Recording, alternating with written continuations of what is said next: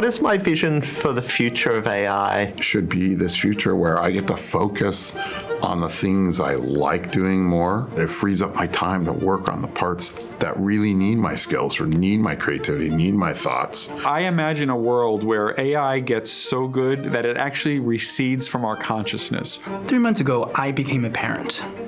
And looking at my daughter, I cannot help but wonder what kind of a world she's going to be growing up in. I guess I would call myself a mindful optimist. If we take the following steps, if we do the right things, we can create a better future. The choices we make, the things we do with intention now will ripple out into the future. Improving productivity, democratizing access to important resources, improving well-being and health, bringing prosperity to everybody. It is our duty to make sure that that benefits everyone, that it does not just benefit 5 people in the world.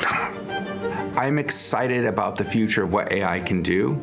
It's important that we start and we have these conversations now so that we get it right. Phase 2, for me, really involves the design of high labs, which are interdisciplinary teams that enable a kind of collaborative science in different domains and across different problems to really supercharge what we've already seen works. As someone at a research institution whose goal is to create and disseminate knowledge to the world, I think it is very important that we make this technology transparent to the world. There's so much hype, but there's also hysteria about risk.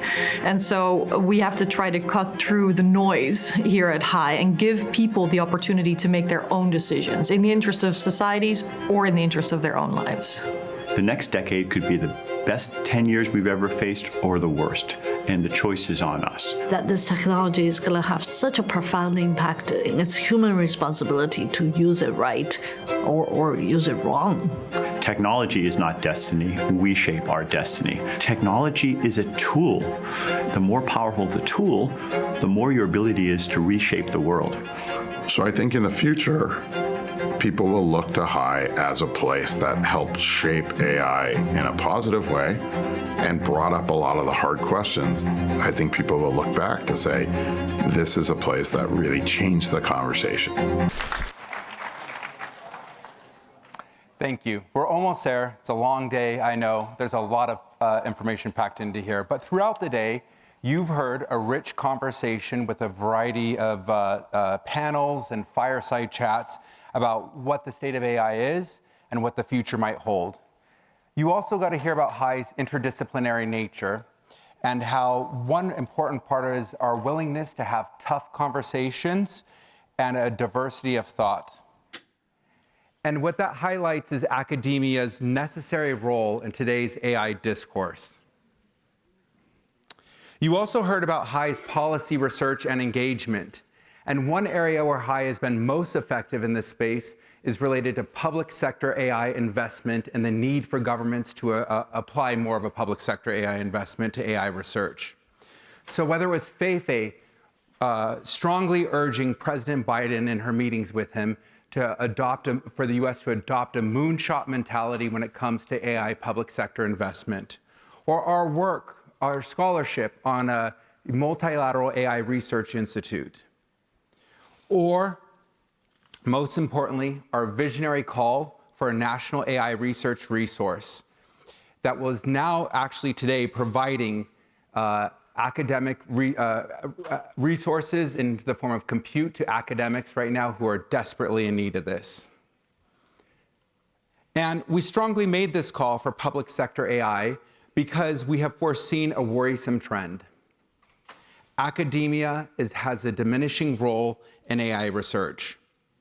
HI has been mighty despite growing challenges to academic AI, but we've seen firsthand why this is an issue and why it will not change if we don't have some form of correction here.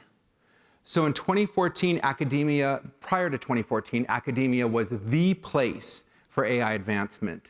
But there's a shift that happens, and industry starts to run away with AI advances and discoveries.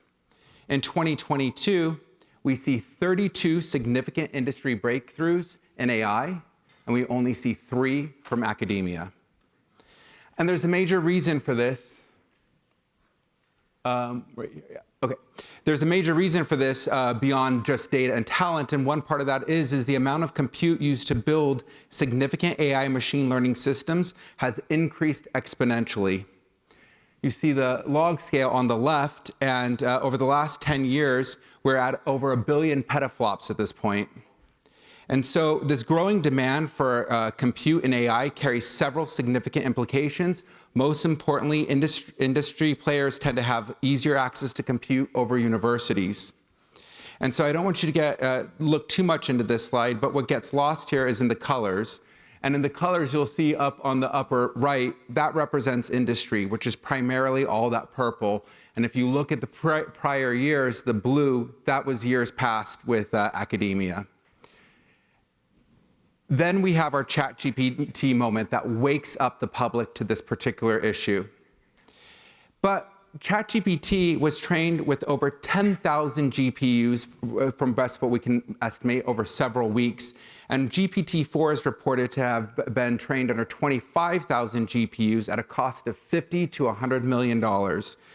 Google's Gemini Ultra costs nearly $200 million, and Meta right now has on order over 350,000 GPUs. Stanford's top AI groups altogether have a low hundreds of modern GPUs. And it's not that academia wants to compete with industry, that's actually a fool's errand. Instead, what we need is the infrastructure and resources to do the research at scale where the important phenomenon is occurring. And this disparity has had an effect on academia. Clearly, talent are opting for industry over academia from what we see. In 2011, the same proportion of new AI PhD graduates took jobs in industry as opposed to academia. Since 2011, a vast majority of AI PhDs have headed into industry, and that is, to some extent, is okay. That's a natural thing that we would expect to see from a growing industry. However, the major change here is now we are competing for the top talent in these spaces, and that creates a big question. And that big question is, does frontier AI belong exclusively in industry, or should it be in the university as well? At High, we believe that not only does frontier AI belong in academia, it must be here. Academia plays too important of a societal role in leading edge AI for it not to be in the university. And we believe this because academia is crucial to the AI ecosystem and can play a critical role to the future of AI. First, academia provides you curiosity, scientific-driven research. So this gives you things like GPS or the internet, which are later commercialized. Second, we need to be able to train and have the talent for the next generation. And I'm not just referring to developers in this space. I'm also talking about who will regulate the technology if we can't teach our students the nuances of this. Third, we need to be able to keep faculty here in the university system in order to train that next generation, and we need to incentivize them for that. And despite limited resources, High has played a significant role in informing and keeping policymakers in the governance of the technology. So, and we believe that we will continue to champion investment, while we will continue to champion public sector investment in this space, we know government will not save academia exclusively here. And it's going to require us to have some introspection and look and see what the university system needs to do. And with that, James will give a couple of thoughts here. Thanks.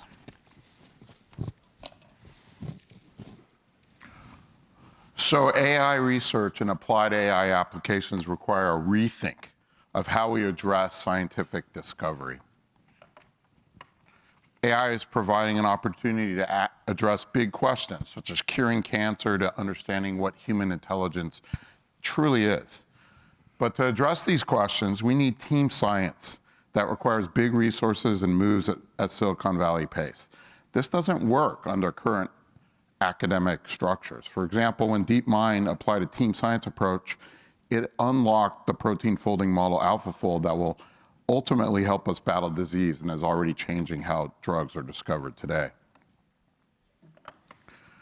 Team science needs large interdisciplinary teams of PhD level researchers who have the skills to work on large models, but also software engineers that can build these infrastructures, data scientists and designers, domain experts, as well as other expertise.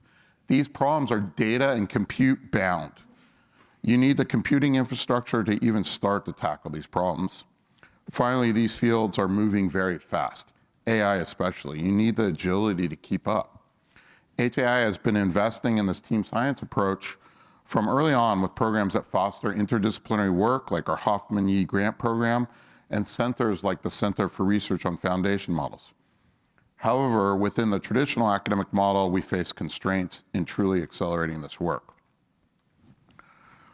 Our goal is to establish a new academic model in AI that solves the academic challenges to team science, which David Siegel pointed out earlier this morning, but using the breadth of the interdisciplinary expertise the academy brings to bear and provides the appropriate computation, data, and talent. And I want to now give you a brief overview of some of the HAI labs that we're planning to launch as part of this effort. So HAI's CRFM has had undeniable success, but they're heavily constrained in this academic AI model. They don't have access to the actual underlying models, the innards of how they work. We can't even understand how these models that all of society is going to depend on and rely on actually work. And under the HAI Labs model and with adequate resources, CRFM could be the CERN for the study of foundation models. We'd be able to grow the Helm benchmark that was mentioned earlier today into an industry standard, maintain critical resources like our transparency index, and train the best fully open and reproducible models. And a major focus would really be on understanding how they actually work. And these results will help to conclusively establish the best practices for researchers worldwide to utilize and emulate. As mentioned earlier by Surya, the Science of Intelligence Lab would focus on understanding both biological and artificial intelligence and build more efficient, robust, and explainable AI systems through combining expertise in neuroscience, psychology, and computer science, accelerating research on many of the questions discussed in that first panel today. The Ambient Intelligence Lab is focused on how to use AI to improve our health and wellness. Focusing on the aging population and the lack of the skilled labor necessary, ambient intelligence enables spaces that utilize AI and privacy-preserving sensing to improve care, reduce costs, all while respecting human dignity. Augmented intelligence in medicine, we heard a little bit about this earlier from Kurt, is really about developing responsible human-centered methods to create multimodal foundation models across biomedicine, from molecules and genes to humans and populations, to accelerate biomedical innovation from scientific discovery at the bench to clinical implementation bedside and back again. AI agents today lack the ability to reason in a grounded manner about the physical world. The Embedded Intelligence Lab would develop embodied reasoning agents that can perform common sense, physical, and spatial reasoning about the world and physically act and interact in the environment alongside humans. And finally, the next phase of foundation models is multimodal. So using not just text, but also images, video, sound, and other sensor data. These modalities are essential to intelligence. For us to innovate on what is special about these models, we need the ability to create them. These models will be used and underpin the work from the other HAI labs, and this lab will be unique in academia and can be a real key to training the next generation of top AI talent. Finally, to maintain HAI's leading human-centered AI mission, we'll have a cross-cutting embedded hub with the aim to elevate critical discourse from the cultural, social, historical, ethical, philosophical, aesthetic, anthropological, and more as part of advancing this on-the-ground AI research. So such a hub will further distinguish HAI labs at the intersection of academia and industry and play to the strengths of Stanford. So HAI labs will accelerate AI research at Stanford across the entire university. It will support faculty and students to work on the most important problems, driven by curiosity and for the public good. These are problems they cannot work on today. It will have impact on Stanford and all of society. We're excited to embark on this journey to reimagine AI research in an academic setting. We hope you will join us. In order to fulfill our mission, we need the support of many of you, researchers, students, individuals, foundations, corporations, and government. To learn more about HAI, or to watch portions of today's programs you missed, visit our website or speak to any of the HAI team members here today. Can the HAI staff who are in the room please stand? Anybody here? Yeah, we have some.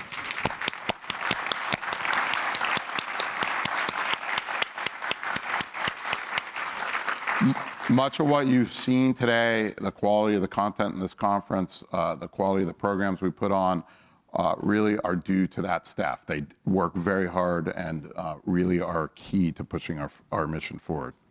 Now, before you all depart for the reception, I want to invite Vanessa Parley to the stage to introduce the final performance.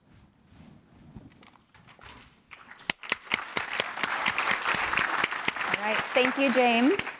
So AI and other transformative technologies have risks and many opportunities, which you all have heard about today. They also seem to tap into our creativity, our most cherished ideas, and our deepest anxieties. So we hope this final session and live performance taps into all of your creativity. Wang is an associate professor at Stanford University in the Center for Computer Research in Music and Acoustics and a senior fellow here at HAI. He's a researcher, musician, and entrepreneur, and co-founded Shmuel, which is a startup that created popular music apps like Ocarina and Magic Piano. He also developed the Chuck programming language, which is widely used for real-time sound synthesis and music creation, and has authored a book called Artful Design, which you can purchase actually out in the bookstore in the lobby there. As a live coder and laptop orchestra conductor, Wang pushes the boundaries of musical performance. He will be joined on stage by Celeste Betancour, who's a PhD candidate here at Stanford in the Computer Research in Music and Acoustics department. She's an audio-visual software inventor, composer, and live coder who performs at a range of venues from student halls here at Stanford to nightclubs. So this day was meant to be a conference and a celebration. We have come to kind of the end of the conference part. I see a lot of tired conference faces in the audience. So we are moving more into the celebration part of the day. So let's welcome and Celeste to the stage.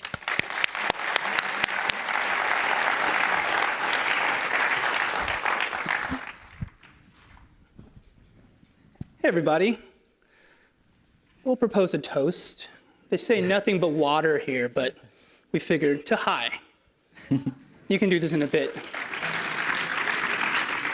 That is good. That's awesome. So before Celeste and I serenade you, we have a story for you about music and AI and life. And I want y'all to have a close look at this photo. Now look down here. I know what you're thinking. What happened to you, man? I'm not here to talk to you about the ravages of time, but rather kind of a reason for doing things. I would say 26 years later, myself, Celeste, and many others like us are actually doing this and building all these tools for musical expression, but we don't do this for the tools. We actually do it for something else. I would say that something else might be what you call the feels, the vibes, right? So basically, day in, day out, Celeste and I, we do research at a place called CCRMA. That's Stanford Center for Computer Research in Music and Acoustics. And we deal with technology day in and day out. Things like programming languages, like Chuck. Things like the laptop orchestra. This is SLORC, the Stanford Laptop Orchestra. It gets worse, I promise you. Here's the Stanford VR Design Lab, which I also direct. We're asking questions such as how do we make music together in VR? and indeed what is real. In fact, the latest form of musical dystopia we've unleashed is a VR orchestra. Now, you've heard of Slork. Just this past weekend, we unleashed Svork. Oh yes, where performers and audience are actually all in a shared VR medium.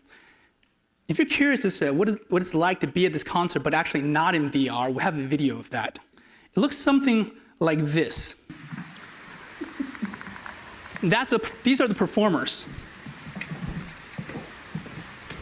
And then behind them are the audience. Right? If you're wondering what we're doing up there on the hill in this building, it's this. And by the way, there are a few of us who are actually roaming the hall, not in VR. We're the docents, the guardians, to keep people safe as they engage in this experimental activity. Yes. So that's Vork. And in fact, I design other things like Ocarina. So this is something I designed in 2008. It's an app you can play by blowing into your phone.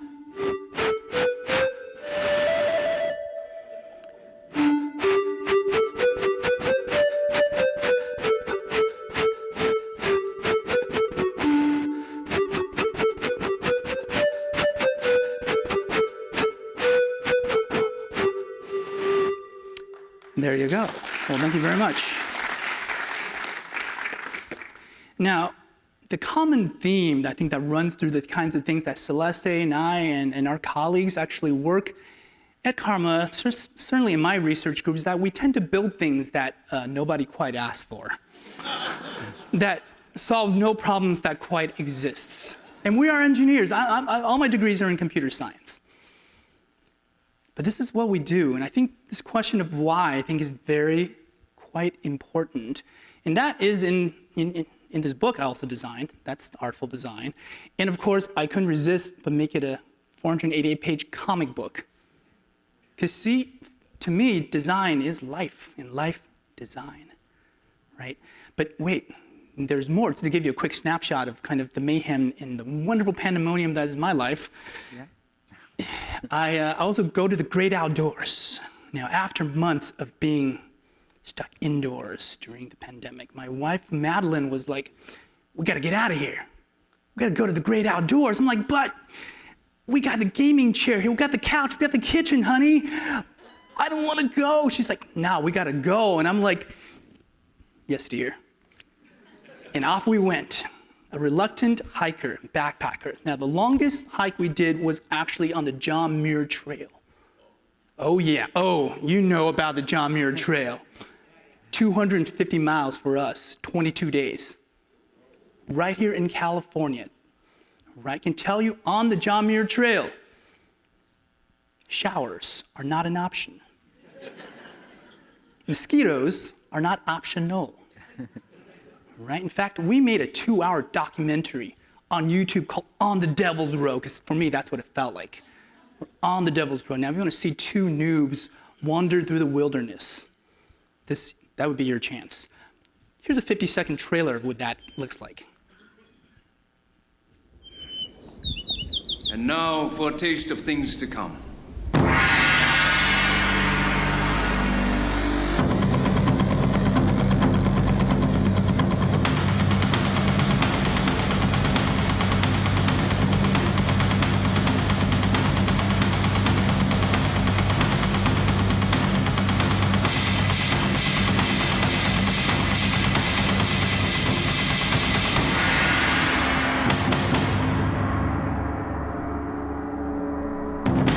Fuck. Climbing giant fucking piles of rocks. It's a very honest video. Because see, for someone who's a reluctant hiker, the trail is like 98% suffering. If you're not going up a mountain, you're going down a mountain. There are rocks, there are blisters, mosquitoes, all sorts of things. But those 2%, might be what I call sublime. In some ways, those 2% makes the rest all worth it, right? And by the way, I just want to note that not long ago, the internet was kind of an escape from the real world. Remember those days? Today, I would say the real world might just be an escape from the internet. Yes, y'all feel me. So with all of that in mind, we'll come back to those things. I want to talk about a course that I recently taught called Music and Artificial Intelligence, a critical making course. Celeste was actually one of the first students. Yeah, how did you feel taking this course? It was an experience. It was an experience. There we go. A critical making course. What we mean by that is that it kind of combines critical thinking with creative making, right? Basically, we as engineers are going to build all these tools, but we're going to stop and think as broadly as possible about their implications. That's the idea. Lecture 1 was entitled, Is This Even a Good Idea? This is both talking about applying AI to music, but also it was kind of about, should I be teaching this course? I'm very honest, like I said, students from many different backgrounds took the course, but very quickly we realized that we're all unified by one thing.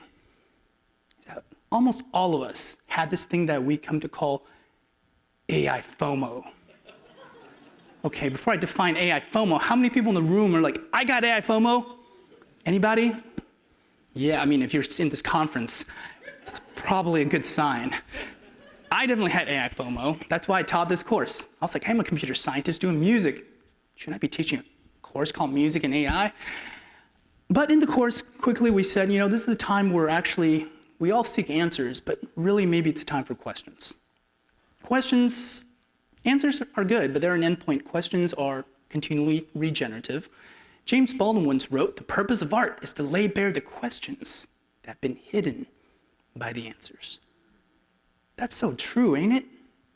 And I think it's perhaps even more true about AI, where we actually have a lot of what you might think of as endpoints or answers or products or output. But what does that mean? That AI can do all these things that humans traditionally do. What does that mean? That's the question. And really the big question is, what do we really want from it? I mean, that's a question for every one of us about AI, ain't it?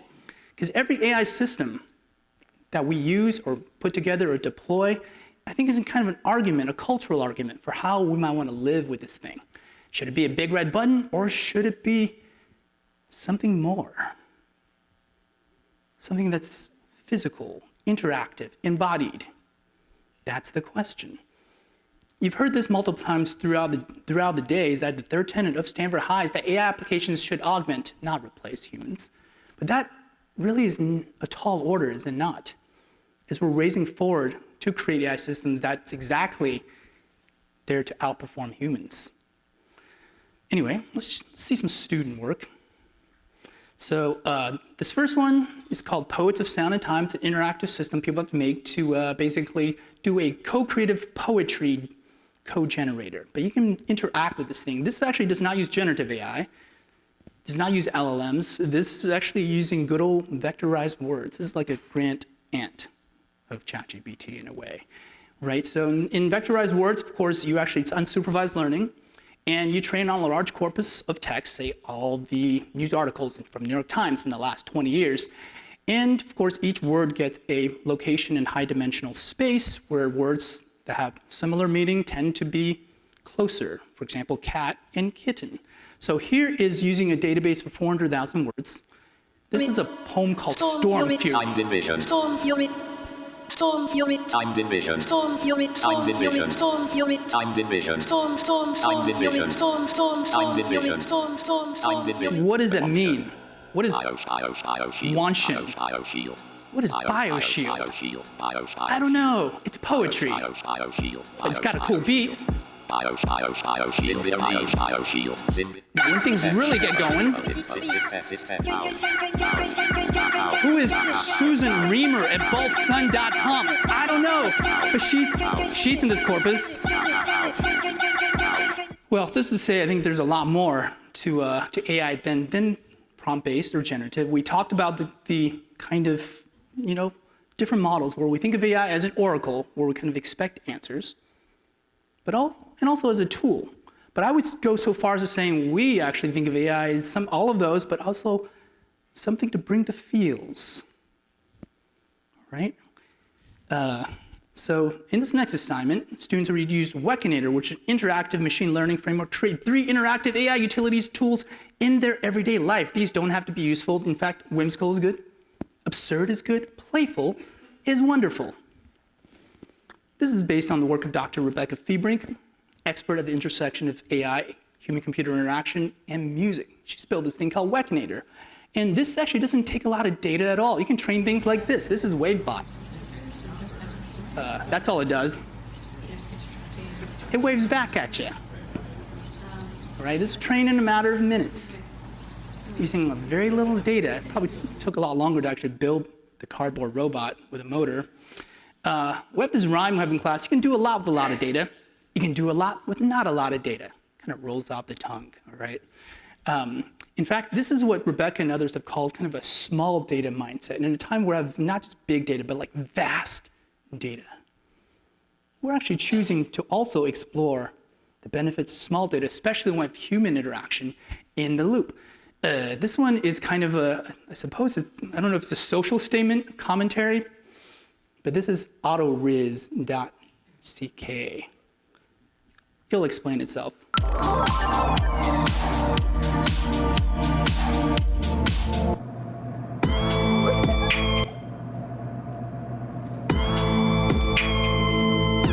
That's all it does.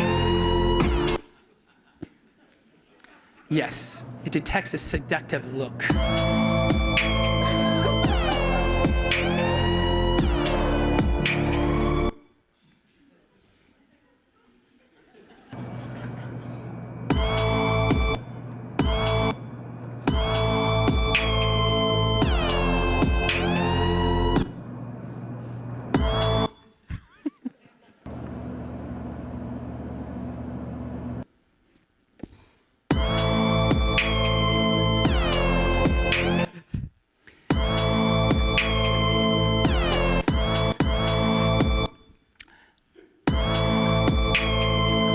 Okay, so Matt, who wrote this, reflected on this work, and he wrote as part of his long reflection on creation of this assignment. He said, I really enjoy this assignment. I think it's easy to adopt this toxic capitalistic mindset that everything you do or make has to be productive or for something.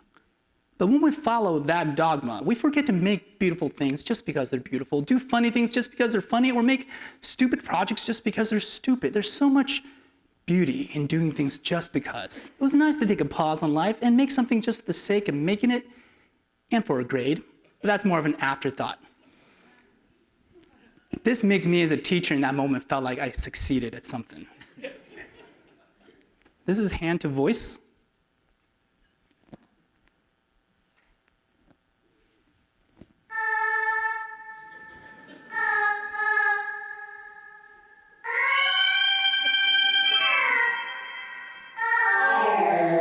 Expressive instrument. So what do we learn from all this? One, we didn't get over AI FOMO, but we got some tools to cope with it. It's therapy for AI FOMO. We talked about everything from a lot of A words, actually. We talked about AI and accountability, authorship, authenticity, accuracy, and another big A word, aesthetics. Wow, that's the cultural implications of AI in our world. And also a non-A word, transparency. That's a good word too. It was a commentary about AI in education. We realized maybe it's not all about intelligence, but maybe something else. Intelligence we might define as possessing the means to achieve what you desire, right? That's a working definition I would have for intelligence. But I think we as humans are always striving perhaps for something else that we might call wisdom. Capacity to critically evaluate those desires in the first place and to evaluate the means you would have to achieve them. What if that was what we're after? Not for AI to become wise. I have no idea what that means. But to give ourselves as humans tools to be wiser, whatever that might mean in the situation. In any case, I have no answers, only questions. In fact, these 20-some years have been a crisis of faith for me as a computer scientist and a musician. In fact, this crisis has deepened because 5 months ago, I became a parent. Wow. Thank you. I love how people always clap at that, as if I guess I was involved in, but I feel like I really didn't do most of the work. Yeah, we're starting to train her in a way. But I have to wonder, as a parent, looking at the future, I have to wonder what kind of a world is she going to actually grow up in with all this technology, AI and otherwise. But all I can think about is, wow, whatever that future is, it's a future that I can barely imagine. That's what I'm living with. So I want to end this first part before we really bring the vibes, the few questions, and they're what-if questions. What if the point of music, of art, is that we actually make it? What if?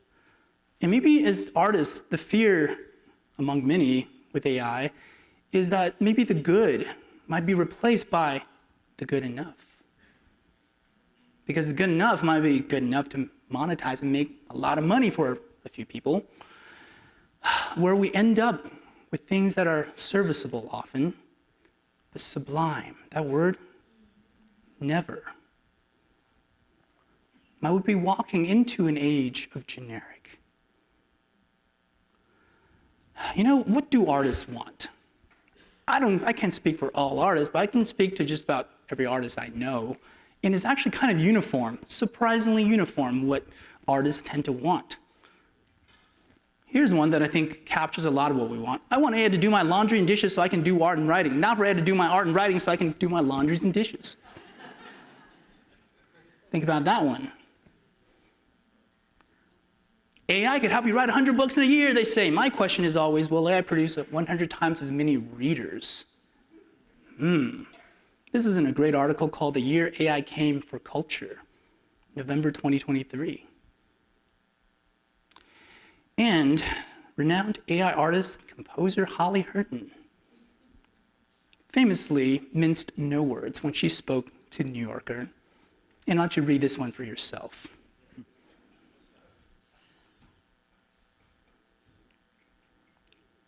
What artist wants? Well, I don't know, but these kind of give us some clues. Second, what if? We talked about learning a lot today. I have to ask, as a teacher, what if being confused and frustrated is an essential part of learning anything? Right. Third, what if?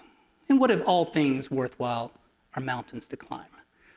I would contend not all mountains to climb are worthwhile. But I might contend that all things worthwhile are mountains to climb. Maybe back to that. That 2% sublime, totally worth it. In fact, recently one of my students, Terry Fung, said this. Maybe AI, maybe it's not about making things easier. Maybe it's about making hard things worthwhile. What if that was the role of AI, at least when it comes to creativity in music and arts, right? If AI made climate science easier, I would be very okay with that. I don't think that needs to be any harder. A lot of hard things should be made easier, but I think, especially in the realm of learning, of art, maybe things should remain hard. But we could use some tools to help make them worthwhile. So with this, Celeste, I think it's time. It's time for us. So we have some things that we have to share with you. A couple of building blocks. First is the Chuck programming language we'll be using. Within Chuck, we're going to be using some Wekinator. And we're also going to be using Pandora, which is an audio-visual software system that Celeste has created. And here's part of that right now.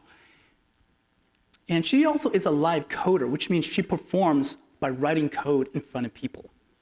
And also the code is projected just like this. That's when you're crazy, masochist enough. If you have error program, you know how stressful it is. So this is just a very simple demo on what we're going to do. This is an HMM, hidden Markov model, that we are going to train on 8-dimensional vectors, just 8. And we're going to do it on the fly. So I'm going to retrain and retrain and retrain the Markov model many times during our performance so we can achieve things like this. Let me just show you.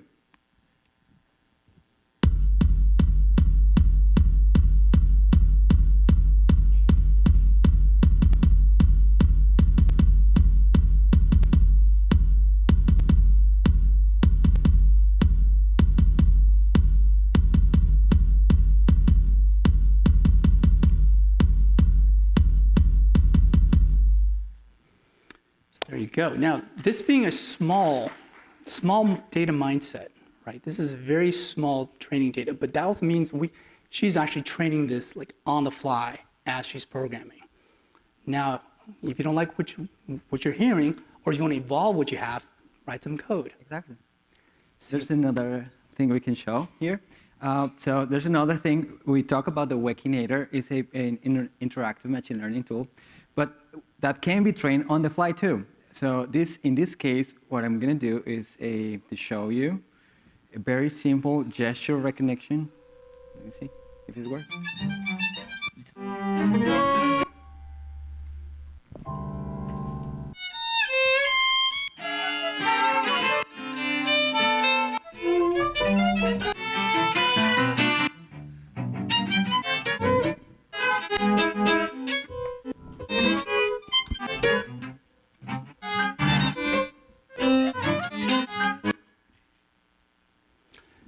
So you're wearing sensors. I'm wearing sensors, right? Okay. And over here, we got this thing that truly nobody asked for. This is a Scream-O-Matic. It screams when I scream, or when I open my mouth. If I tilt my head to the right, it screams lower.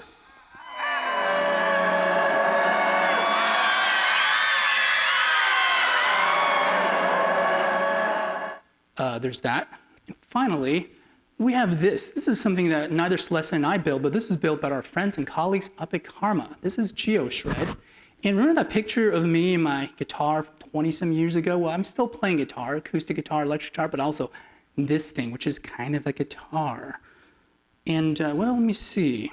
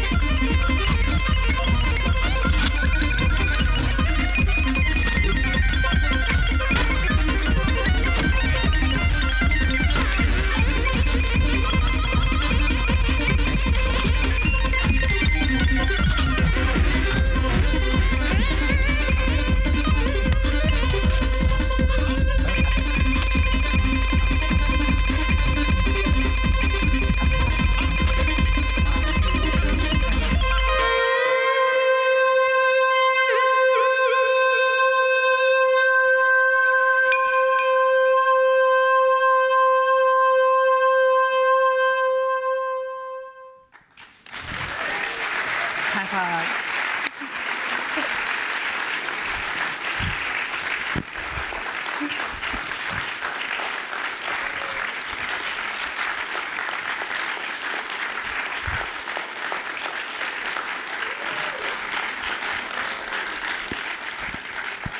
All right, ladies and gentlemen, please join me in a final round of applause for all of our speakers today.